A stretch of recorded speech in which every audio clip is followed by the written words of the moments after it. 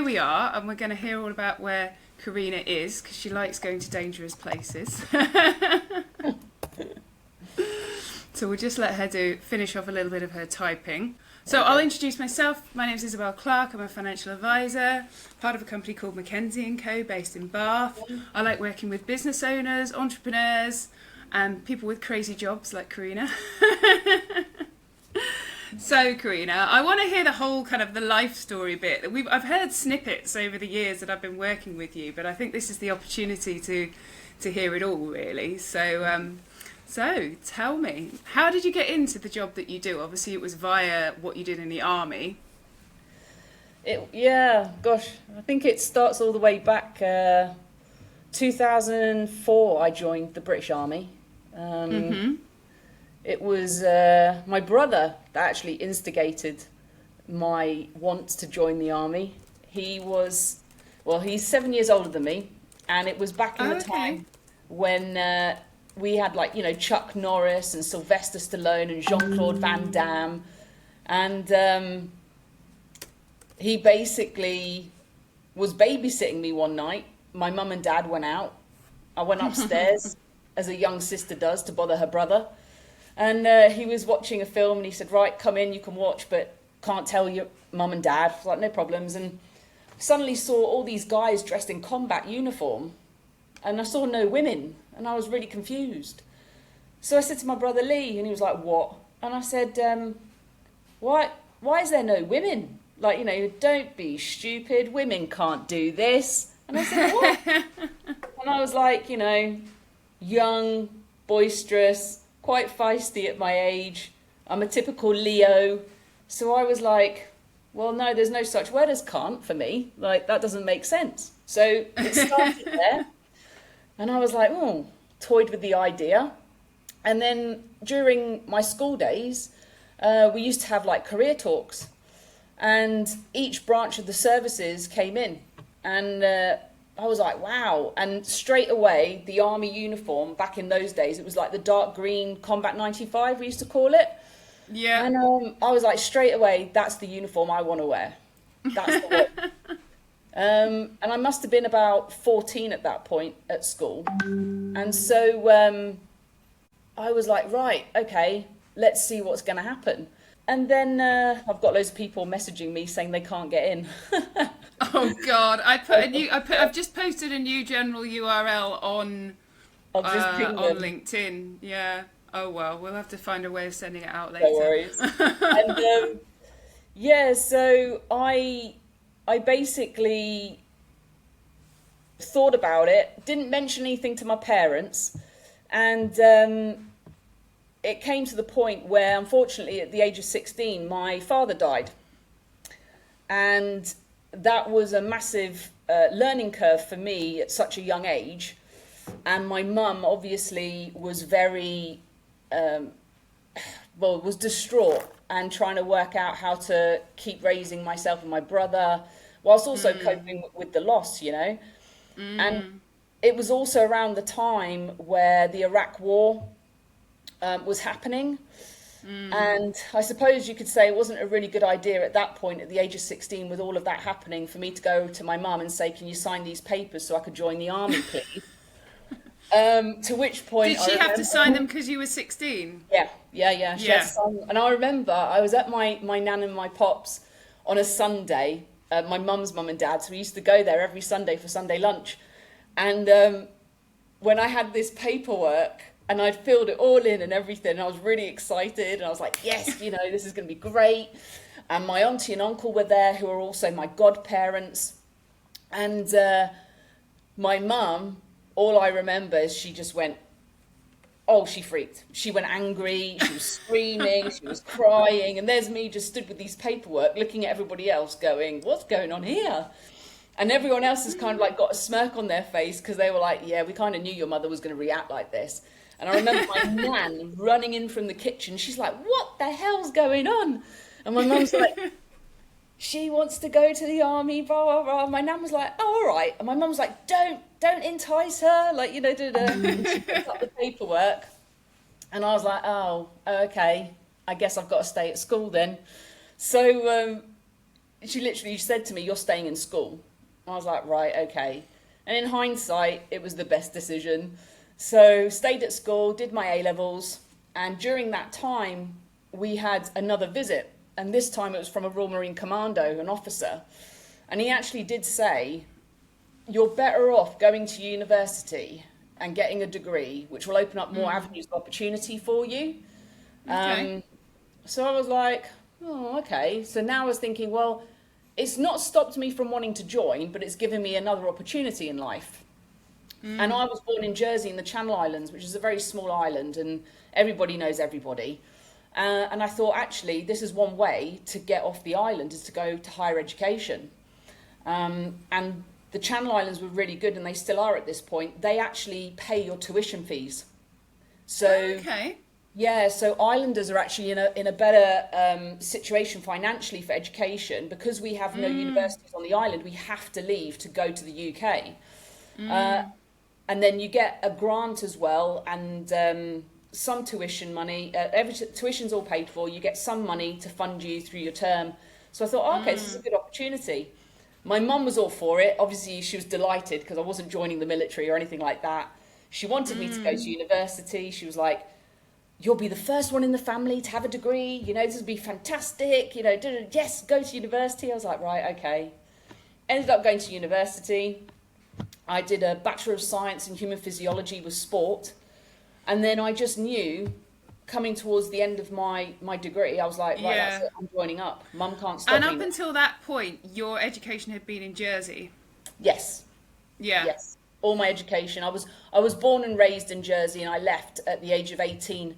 So it was September 1999 I left to go to university. Yeah. I went to the University of Hertfordshire, had a whale of a time. You know, back then it was quite cheap. It was like something like £1 a pint and 50p a shot. Don't know if it's quite like that anymore. They still served snakebite when I was at uni. Ooh, that was fatal. Because I would have been the same time as you. So I left uni in 2002. So, yeah. Yeah. Oh gosh. Yeah. Yeah. There was a lot of hungovers. Yeah. Too bad.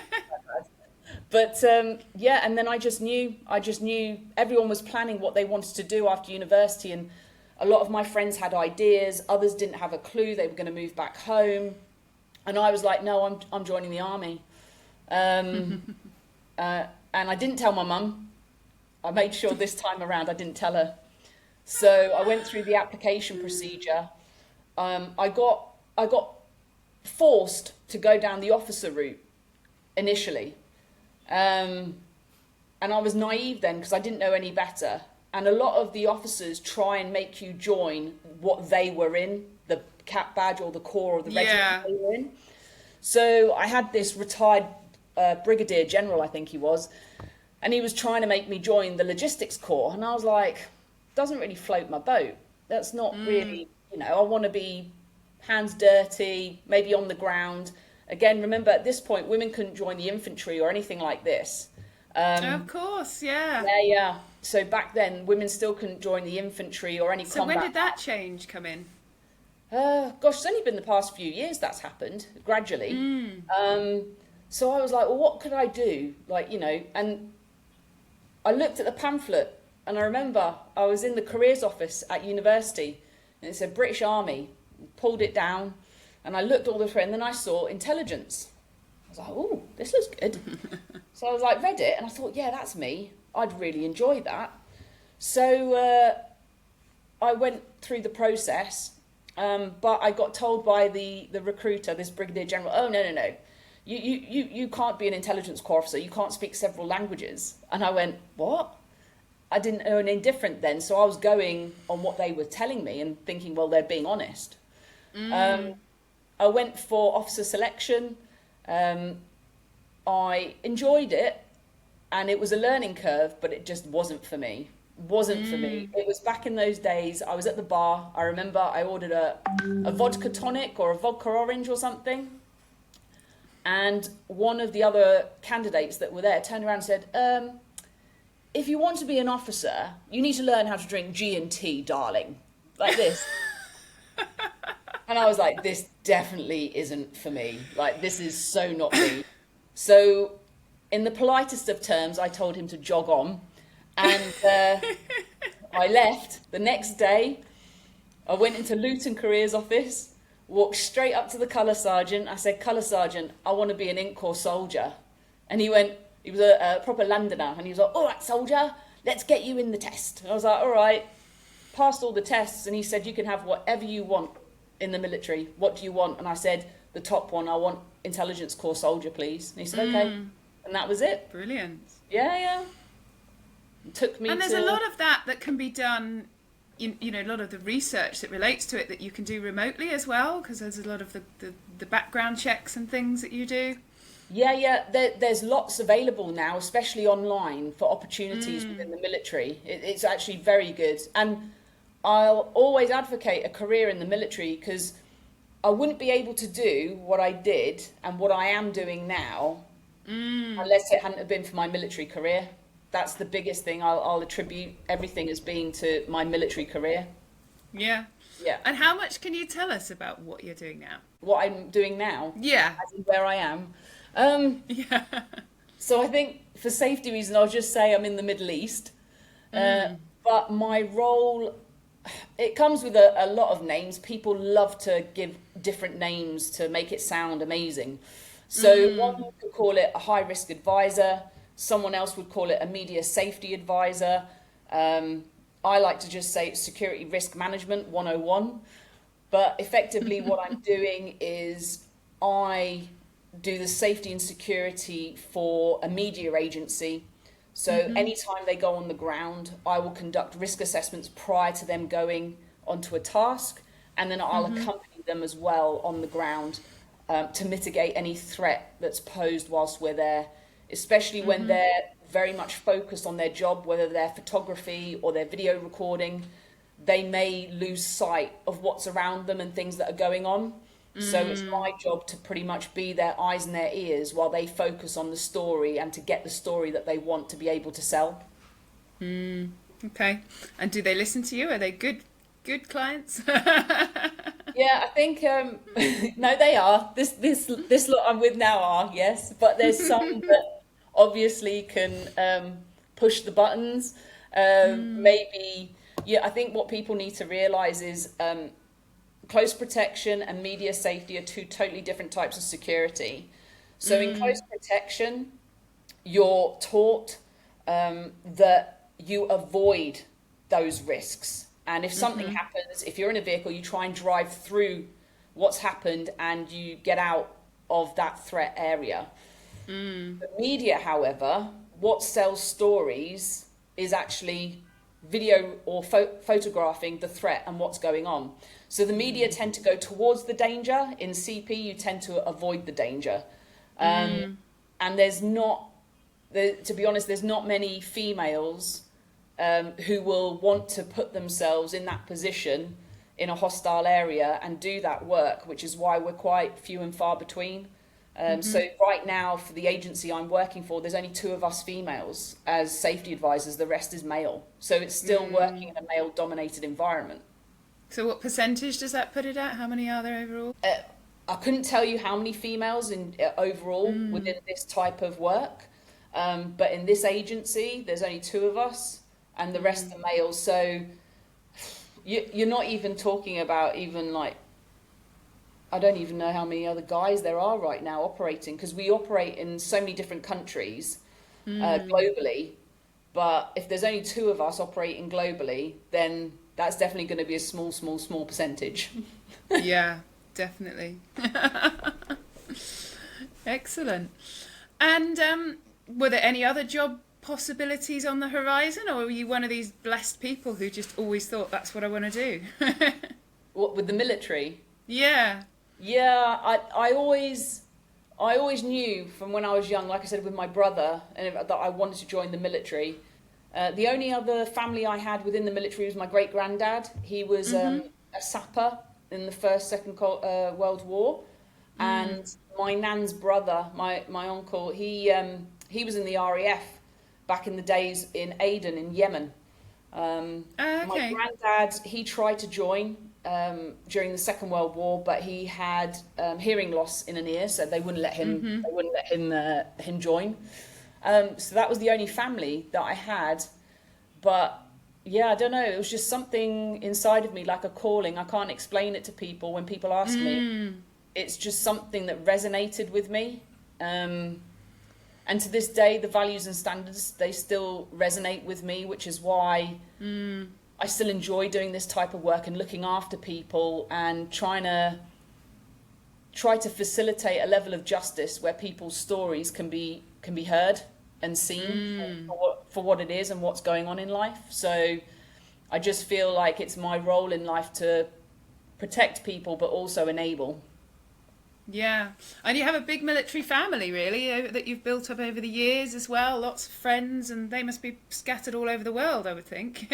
Oh, absolutely, yeah. Multinational, multicultural, all over. You know, some of the places I've been really fortunate to travel to is because of those friends that I've made, lifelong friends that are based in, gosh, like Japan, for example, Hawaii.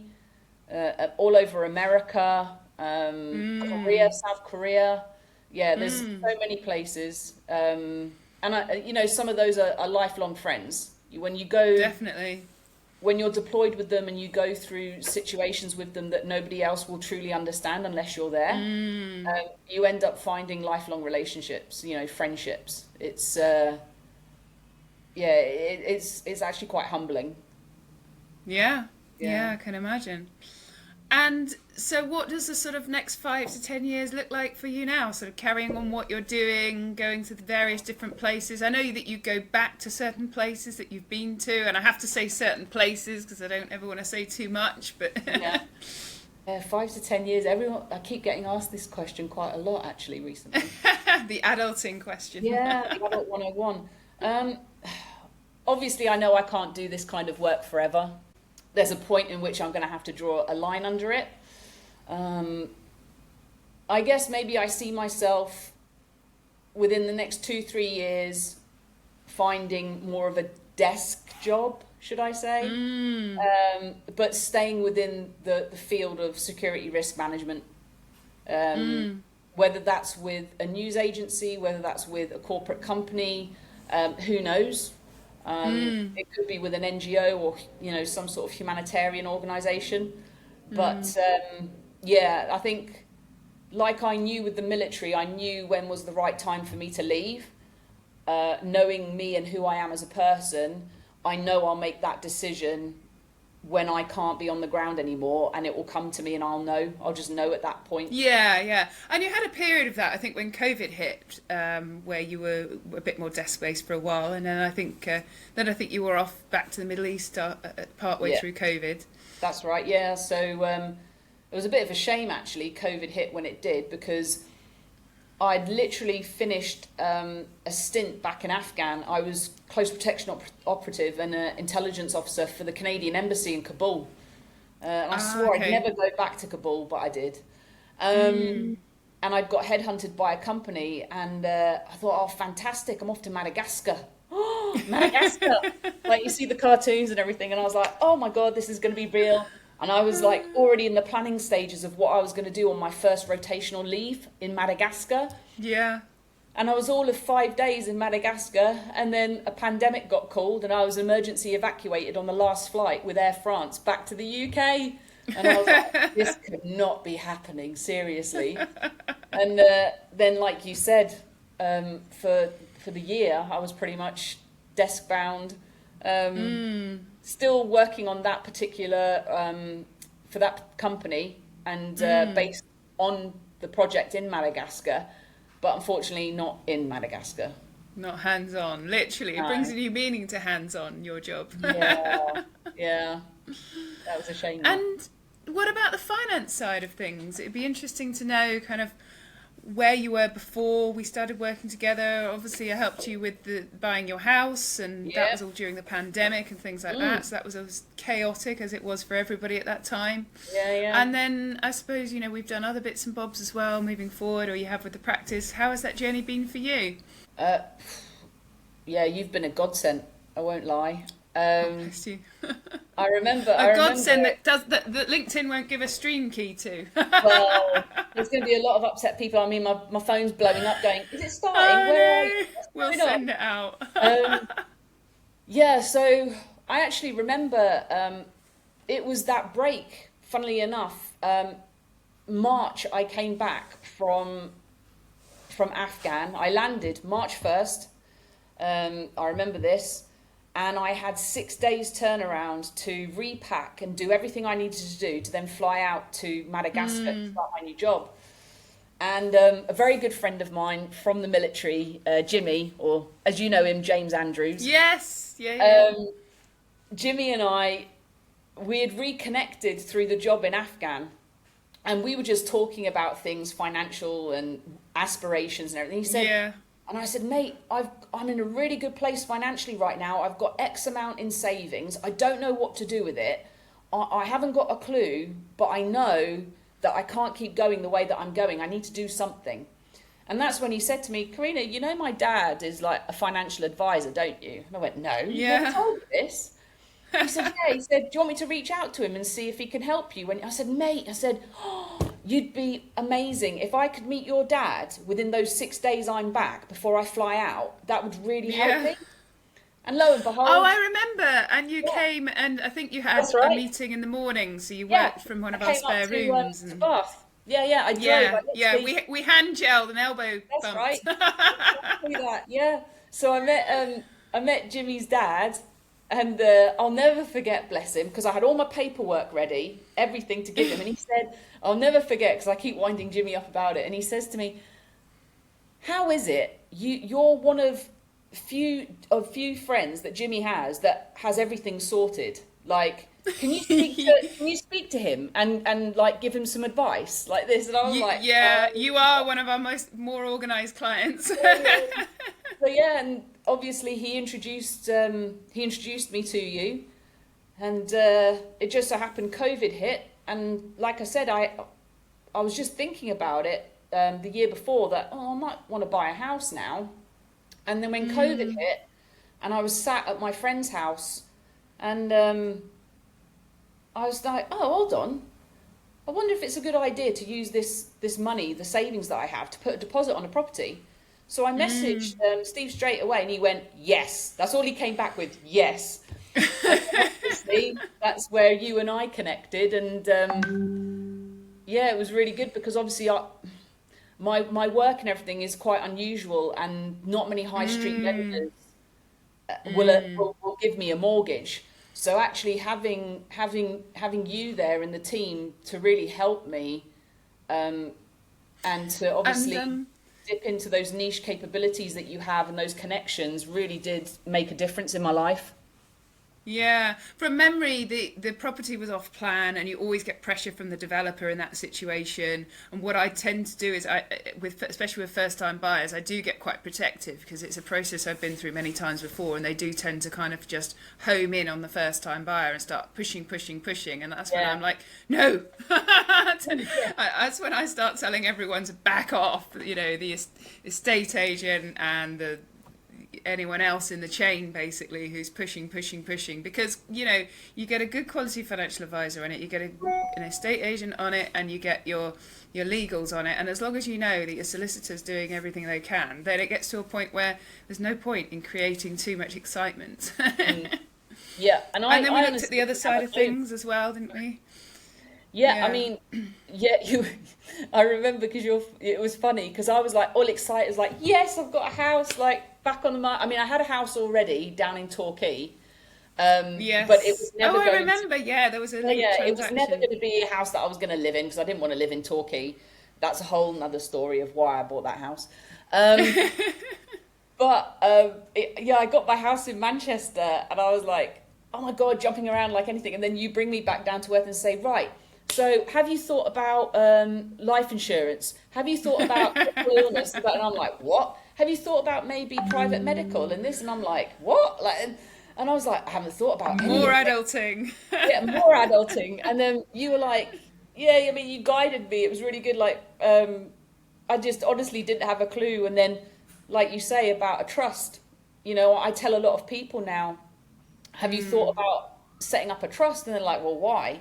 And I said, well, my financial advisor has been fantastic. She's explained it to me that obviously to mitigate the inheritance tax, if you set a trust up and you have beneficiaries, you know, and the executor of your blah, blah, blah, and they don't pay inheritance tax. And I was like, I never knew that. I never would have known that if I hadn't have had that understanding from yourself.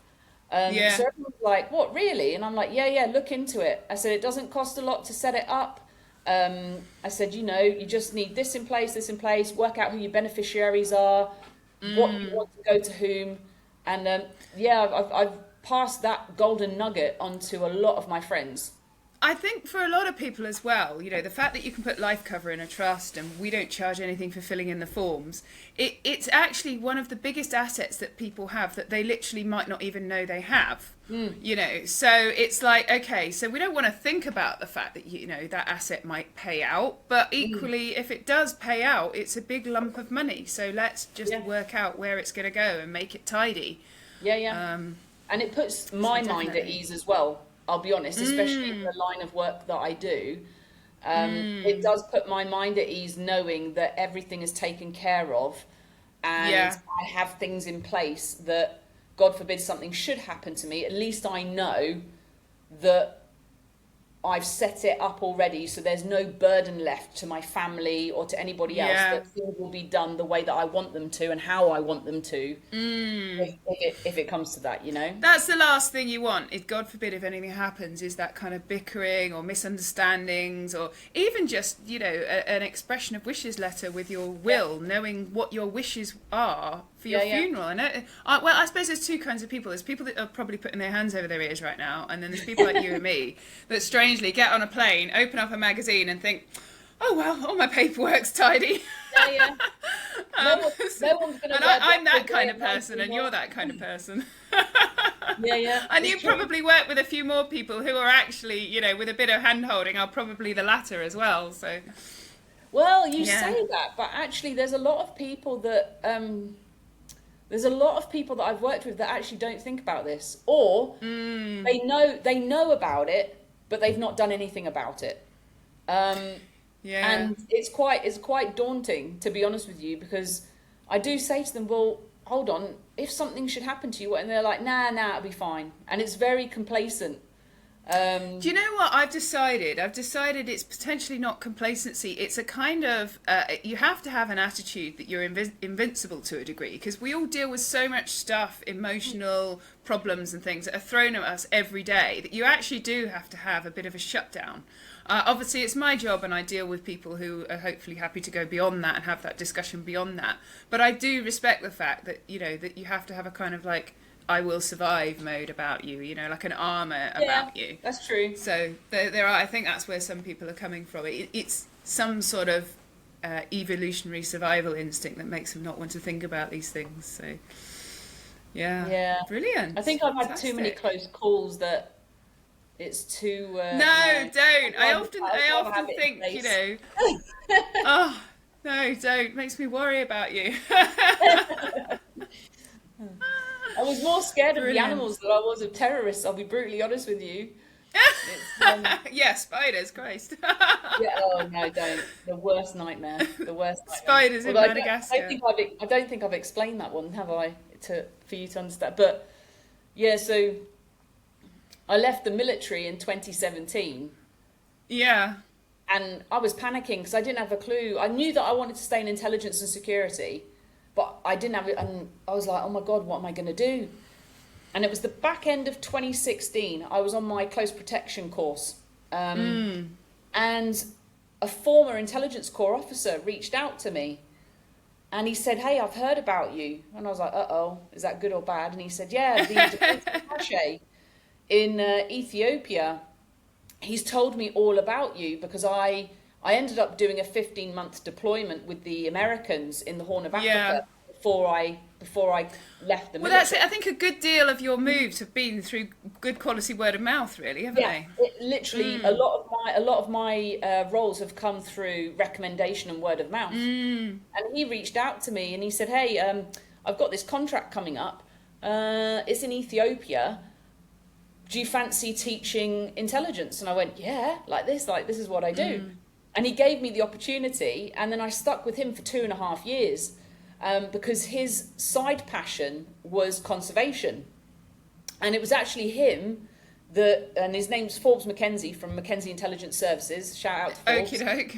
And he gave me the opportunity, and I travelled all over Africa doing counter-poaching and illegal wildlife trade operations. Oh, wow. Hence the picture of you with the rhino. With the rhino, that was in Eswatini. Yeah. I think I've been to something like 22 or 23 countries in Africa now.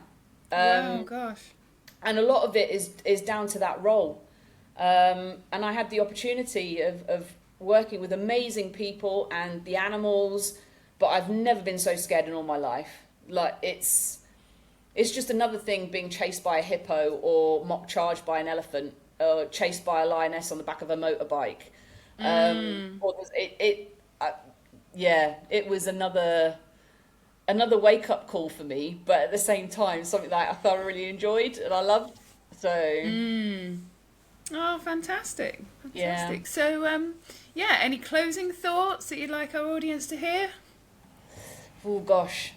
Do you know what? I just think for everybody, whatever direction life takes you at the end of the day, I think it's just making the most of everything that you have and being grateful. So every day I wake up and I'm grateful for the opportunities that come my way.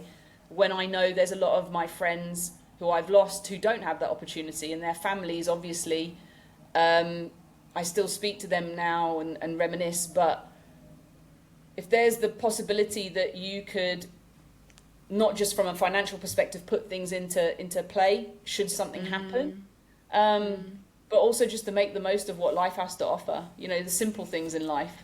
It's my biggest thing. It really does. I was saying to a friend the other day, I deal with people and their money all day long and their behaviours around money, but ultimately, it really does get, the thing about life is noticing that drop of water on that leaf. It's noticing that dog that comes up to you, that street dog that comes up to you and wags its tail.